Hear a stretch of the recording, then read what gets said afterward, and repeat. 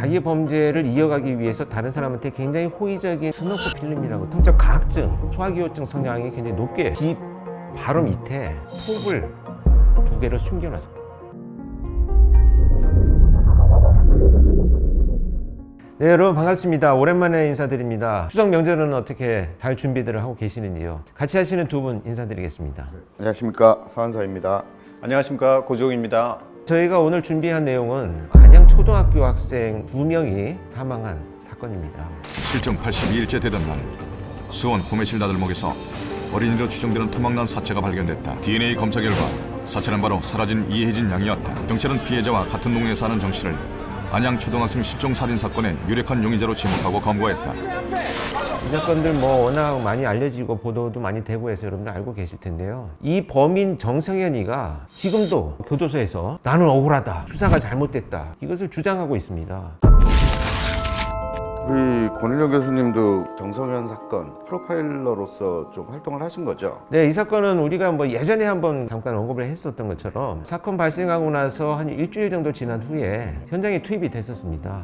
제 기억에 이제 크리스마스 이브입니다. 24일인데 가족들하고 파티를 하려고 폭죽하고 이런 걸 사러 간다고 나간 거예요. 그 물건들을 사가지고 공터에서 이렇게 놀고 있는 모습이 마지막으로 목격이 됩니다. 그리고 나서 아이들이 이제 밤늦게까지 오지 않으니까 부모들이 이제 경찰에 신고를 하고 실종 신고가 되어가지고 수색을 하게 됐는데 전화가 한 통이 옵니다.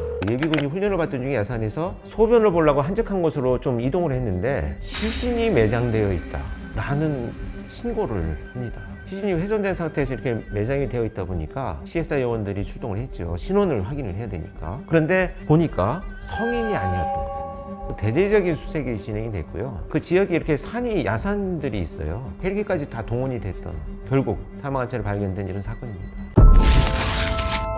정성현이라는 사람은 어떤 사람인지 교수님께서 좀 설명을 좀 해주셔야 될 것 같아요. 전형적인 아동 성범죄자의 외형적인 특성, 자기 범죄를 이어가기 위해서 다른 사람한테 굉장히 호의적인 표현을 하고 살아가는 상호작용을 동네에서 보여주고 있었어요. 주민들 인터뷰를 들어보면 사람이 좀 의심스럽다라거나 이런 생각을 그거는 모르죠. 평소에는 그런 의심이 갈거나 그거는 착한 사람이니까. 얼굴 좀 미남형이에요.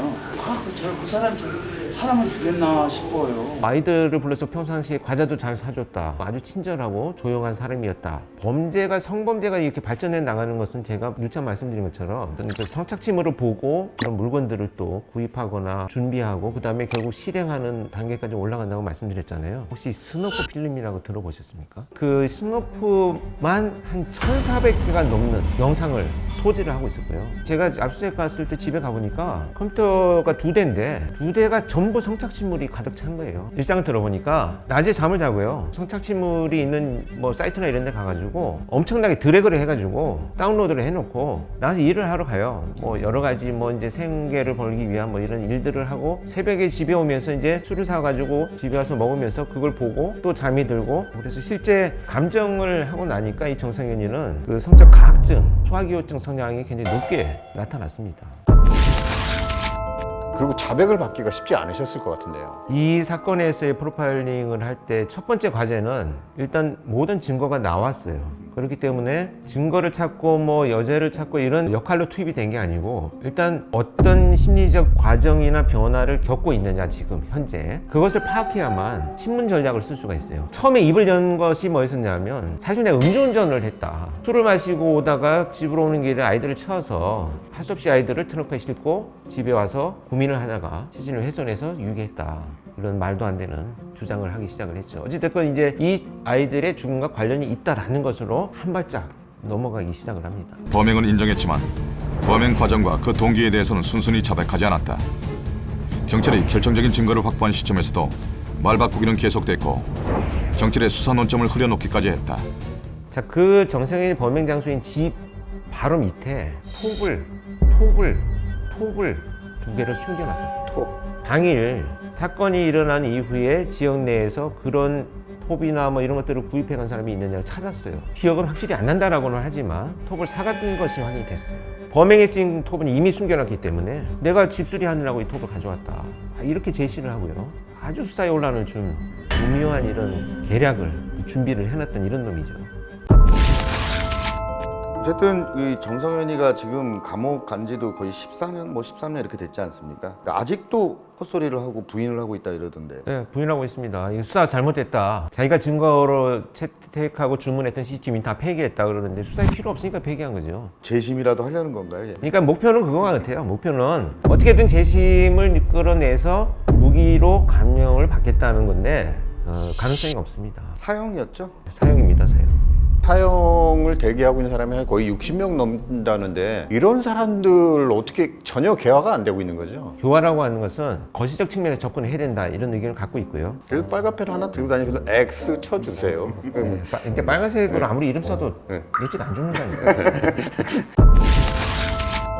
아무튼 이런 사건이 어쨌든 아동 유괴는 정말 악질적인 범죄잖아요. 대부분이 희생을 당해버리고 아이들이 어떻게 좀 남이 너무 친절하게 대한다고 사실은 좋은 사람들도 많이 있을 텐데 이런 사건이 일어나지 않게 방어할 수 있는 기제 아니면 뭐 솔루션 이런 거 좀 한번 말씀해 줄 수 있을까요? 아이들이 가장 많이 유인되는 것은 도움 요청입니다. 그러니까 도움 요청을 할 때 어른들은 아이들한테 도움 요청하지 않는다 이렇게 아이들한테 이해시켜줘야 돼요. 가르치면 안 됩니다. 왜냐면 아이들은 사람들을 돕고 싶어 하거든요. 나한테 과분한 요구는 거절을 하는 것이 무례하지 않다라는 이런 그 교육들도 필요하다는 생각을 합니다. 근데 어찌됐건 이제 범죄는 점차 변화돼 갈 건데요. 그렇죠. 우리 애는 아무도 안 따라가요라고 하지만 그런 애들이 다 따라서 피해를 당하는 경우가 많으니까 특히 어린아이들 막 이제 유치원, 유아원 막 벗어난 이런 아이들한테 잘 이해시켜줘야 된다. 하지 말라고 하는 것보다는 그런 범행의 과정을 잘 이해하고 잘 전달해서 아이들이 왜 따라가지 않아야 되는지를 알아야 된다. 이렇게 저는 생각을 합니다. 자, 오늘도 또 우리가 분노하는 아동 범죄에 대한 얘기를 나눴는데요. 좀 어떻습니까? 저희 애 같은 경우는 이제 뭐 이런 나이는 아니지만 이보다 훨씬 크지만 아무튼 좀 속상하네요. 진짜 8살, 10살짜리 정말 예쁘고 뭐 앞으로 진짜 사회에 엄청난 기여를 할 수 있는 그런 아이들을 정말 나쁜 놈한테 희생당했다는 것도 참 가슴 아프고 그러네요. 이 사건을 겪다 보면 결국은 그 집하고 그 정성현 피해자하고 정성현의 집은 한 130m 정도밖에 안 된다 그러더라고요. 근데 지금은 그때는 없었던 성범죄자 주변 알림이라는 그 사이트가 있으니까 주변에 그런 사람들이 있는지 없는지 부모의 입장에서 검색해보고 혹시라도 그런 게 되면 더 많이 체크를 해주고 항상 아이들을 배려해주고 각박해진 사회에서 신뢰할 수 있는 사회가 되는 그런 바람을 좀 그런 키워보겠습니다. 사이트는 요 밑에다 하나 깔아야겠는데요. 네. 그거 보기만 해야 됩니다. 캡처하거나 사진 찍어서 유포하면 처벌받아요. 아 그렇습니까? 네.